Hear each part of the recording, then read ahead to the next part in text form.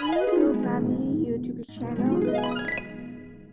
Right now, there are probably thousands of university students listening to this deep dive who are losing sleep Oh, absolutely, yeah. because, they're deeply anxious that some algorithm is just going to render their $100,000 degree completely obsolete. Right. Like before they even walk across the graduation stage. Exactly.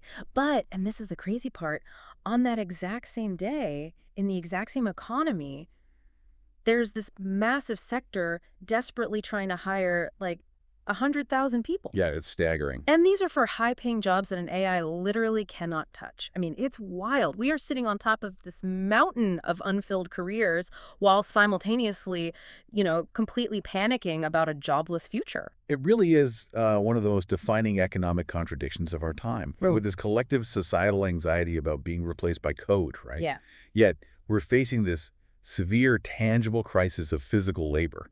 I mean, you cannot prompt an AI to pour a concrete foundation. No, you definitely can't. And you can't use a chatbot to fix a blown transformer during a massive winter storm. Which brings us right to the mission for today's deep dive. We're looking at a really compelling conversation from the Closer Look show. This was recorded in May of 2026. Right. And they brought on Ian Howcroft, who is the CEO of Skills Ontario. And, the discussion just unpacks this massive collision between student funding, the realities of artificial intelligence, and kind of the quiet reinvention of the skilled trades. Yeah, and what stands out immediately in this material is that, we aren't just talking about some temporary labor shortage here. No, not at all. We're watching a fundamental, real-time course correction in how society actually values education. For decades, there was really just a single, rigid definition of, like, a successful career path. Yeah. But now, the data is showing that young people are actively dismantling that assumption. Yeah, so let's start with the money because, well, that's always where the truth hides, right? Always. The conversation digs into a very strange trend regarding education funding in Ontario. And it all centers around a Freedom of Information request handled by a reporter named Catherine DeClercq. Right. She looked into OSAP, which is the Ontario Student Assistance Program, basically the primary lever for student financial aid in the province. Yeah, and the data from that FOI request reveals something that completely defies traditional enrollment expectations. Okay, lay it out for us. So, when you look at the OSAP grant money, and just to be clear, this is the non-repayable funding given to students. Right, the free money, basically. Exactly. The amount flowing to traditional universities and public colleges has totally flatlined over the last few years. It's essentially stagnant. Wow. But the grant money going to students attending private career colleges, that has spiked by 40%. A 40% jump? I mean, that's massive. Okay, let's unpack this. It's kind of like we're pouring water into a totally different part of the garden. That's a great way to put it. Because to put that in perspective, for anyone listening, private career colleges are usually these highly specialized, really intensive institutions, right? Yeah, exactly. You go there for a very specific practical certification, like a 10-month dental hygiene program or getting a heavy machinery operation ticket. Right, rather than a 4-year theoretical degree. Precisely. And to understand why that shift is happening, you really have to look at the risk calculus facing a high school graduate today. I mean, the hosts of Closer Look actually joke about students getting degrees in basket weaving that don't pay off, which, is a classic trope. Oh, totally the old basket weaving joke. Right.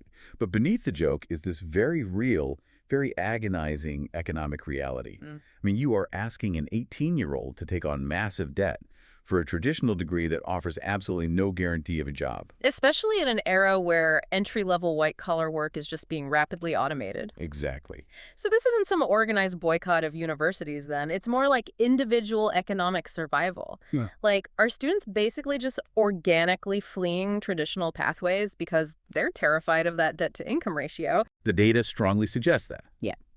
Students are looking at the landscape, looking at the ballooning cost of living, and deciding that a highly focused, shorter-term training program offers a much safer return on investment. That makes total sense. They're prioritizing a direct pipeline Hello, to a Buddy paycheck YouTube over channel. the traditional prestige of a university campus. Okay, so on one side of the equation, we have young people desperately trying to find a safe harbor in the modern economy. Right. Let's look at the other side, the actual reality of the labor market, because the numbers discussed in the source are just staggering. They really are. The source mentions that we have Prime Minister Carney and Premier Ford pushing these massive multi-billion-dollar infrastructure initiatives, and the big one they highlight is the Ring of Fire. Right. And for some context for you listening, the Ring of Fire is this enormous, highly complex, planned mining development up in northern Ontario. Okay. It's totally focused on extracting critical minerals, things like chromite and cobalt, which, ironically enough, are essential for building the batteries that power all our high-tech devices. Oh, the irony is thick there. But you can't extract those minerals without a small army of specialized labor, right? Exactly. You physically cannot do it. Right. And to build that, and really everything else in the national pipeline, the source notes that the government has launched this $6 billion Team Canada Strong strategy. Yes. It's a 5-year plan with the explicit goal of recruiting, training, and hiring 100,000 new Red Seal trades workers. And we should probably clarify what a Red Seal means, just because it's vital to understanding the caliber of worker we're actually talking about here. Yeah, that's important. The Red Seal program is basically the Canadian standard of excellence for skilled trades. Like the gold standard. Exactly. If you have that endorsement, it proves you've mastered your craft, and it allows you to practice your trade anywhere in the country. It is a highly respected, heavily vetted credential. Wow, okay. But Ian Howcroft points out in the interview that the 100,000 number, that might actually be conservative. Wait, really? Yet, depending on how broadly you define the sector, the shortfall could be anywhere from 100,000 to 300,000 workers. 300,000. That is... Okay, wait, I have to push back on the history here for a second. Sure. If physical infrastructure is the absolute backbone of society, like if we quite literally cannot keep the lights on or build new hospitals without these workers, Right. why did we systemically dismantle trade schools in the 70s and 80s? I mean, the conversation notes that high schools just closed down their shop classes and industrial arts programs. Did we just build an entire educational culture that implicitly looked down on working with our hands? Yeah, we did. It's wild to think about. We created a profound cultural bottleneck. During the transition into the knowledge economy of the late 20th century, the societal narrative shifted really aggressively. The message sent to parents, and then subsequently to the students, was that success meant sitting at a desk in an office, period. Right, the whole go to college or you'll be flipping burgers mentality. Exactly. Manual labor, even highly skilled manual labor, was unfairly stigmatized. It was seen as a secondary path, or even, frankly, a dumping ground for students who weren't excelling academically. Which is just an incredibly dangerous way to structure a society. It is. And the chickens have finally come home to roost. I mean, we are currently trying to execute these massive... The source points out that the foundational roles, carpenters, electricians, plumbers, welders, HVAC technicians, those are the ones most desperately needed. Absolutely. But, you know, this naturally brings us to the tension that defines our current era. If we have a massive shortfall of workers, why not just automate it? Like, how does the artificial intelligence boom actually impact these physical trades? Well, this is where the anxiety of the university student and the reality of the tradesperson completely diverge. Okay, I'm listening. The simple truth, as stated really bluntly in the discussion, is that you are not going to replace your plumber with AI. Right. Not now, and not for the foreseeable future. The physical world requires physical intervention. I mean, an algorithm cannot crawl into a 110-degree attic, diagnose a failing HVAC unit by the sound of the motor, and physically wrench a new component into place. Here's where it gets really interesting to me, though. The integration of AI in the trades isn't the robot taking your job. AI is essentially the new power drill. Oh, I love that analogy. Yes. It makes the work faster, right? It makes the diagnostics more precise.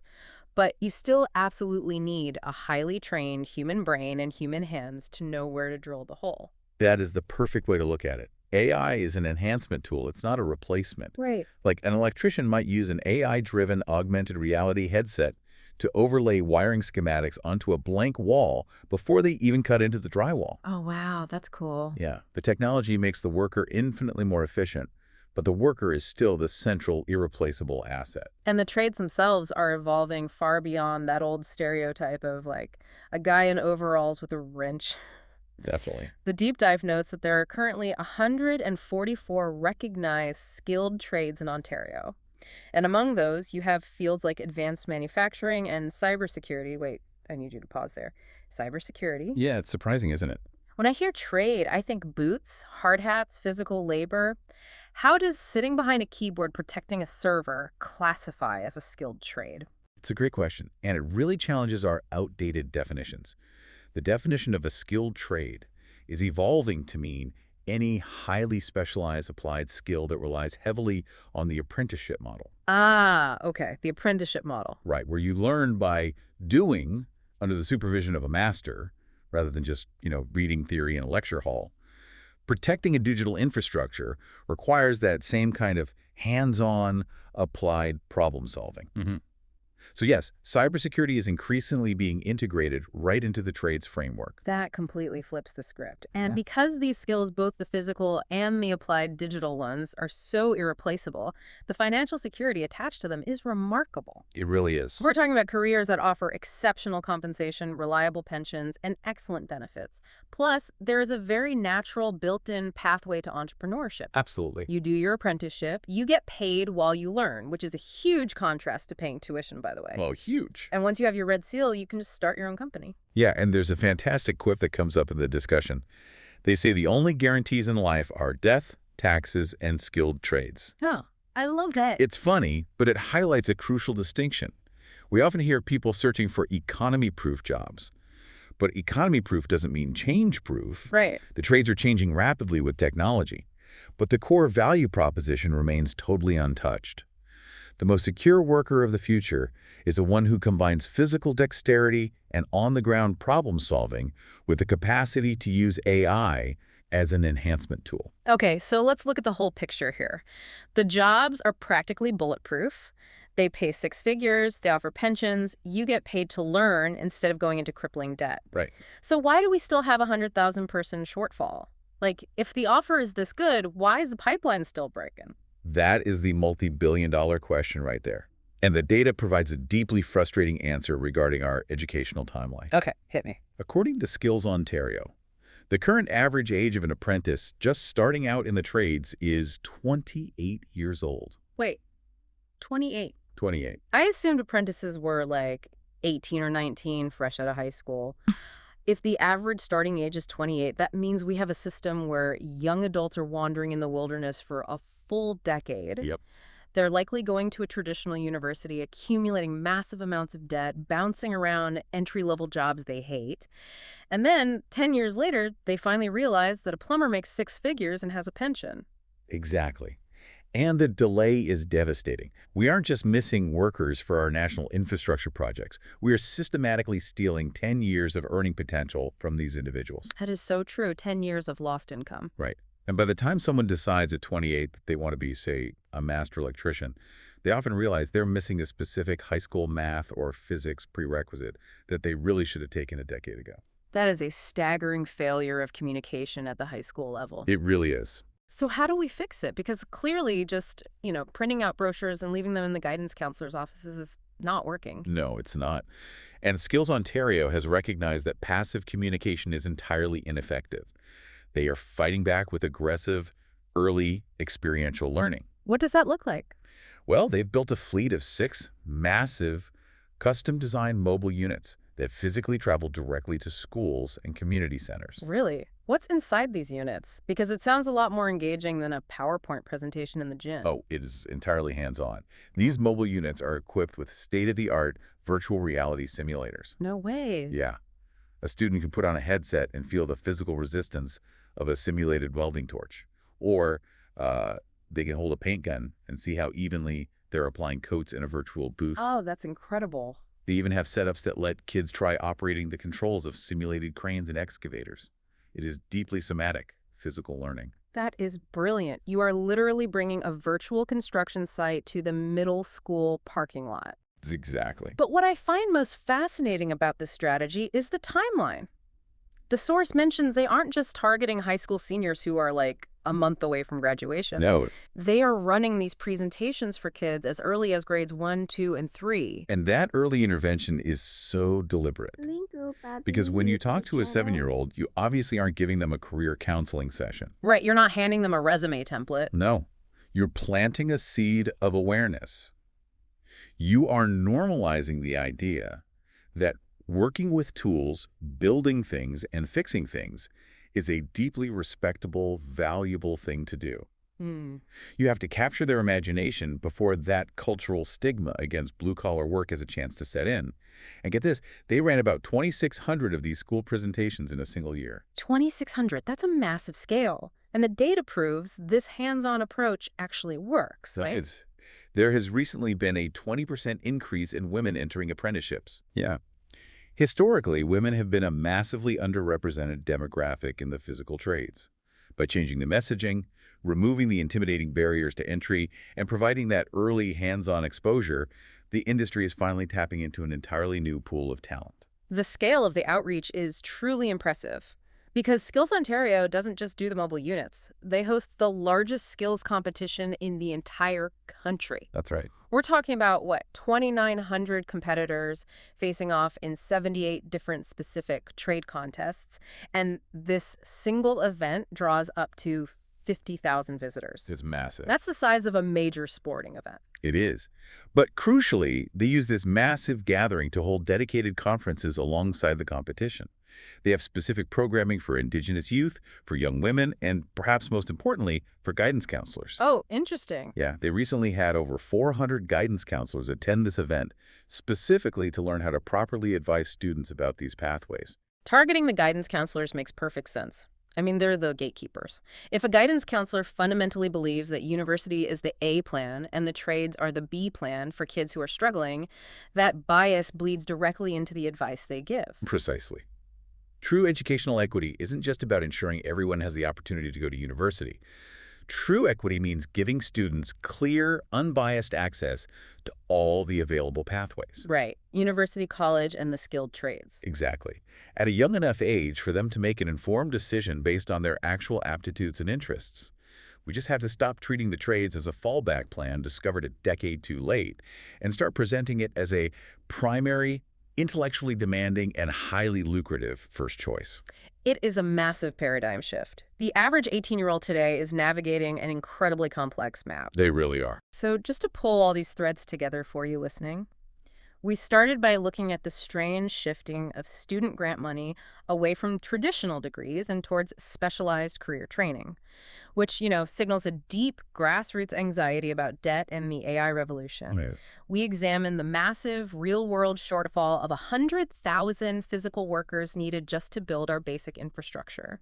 We unpacked why AI is actually going to enhance the trades rather than replace them, offering undeniable job security. Yeah. And finally, we looked at the massive boots-on-the-ground effort to rewrite the future of the workforce by putting virtual welding torches into the hands of kids before they ever have a chance to be told that manual labor is a secondary path. It really is a comprehensive rethinking of what we value as a society. Yeah. And as we conclude this deep dive, there is a final lingering thought that really builds on this entire conversation. Okay, what is it? We spend so much of our cultural energy agonizing over the digital future, worrying about algorithms, cloud computing, and AI dominance. Yeah. But our entire digital world, from the massive energy-hungry servers running those AI models to the millions of miles of physical fiber optic cables connecting our homes, fundamentally relies on physical infrastructure to exist. That is so true. If we ultimately fail to convince the next generation that working with their hands is just as vital as working with code, the digital revolution doesn't just slow down, it grinds to a complete halt.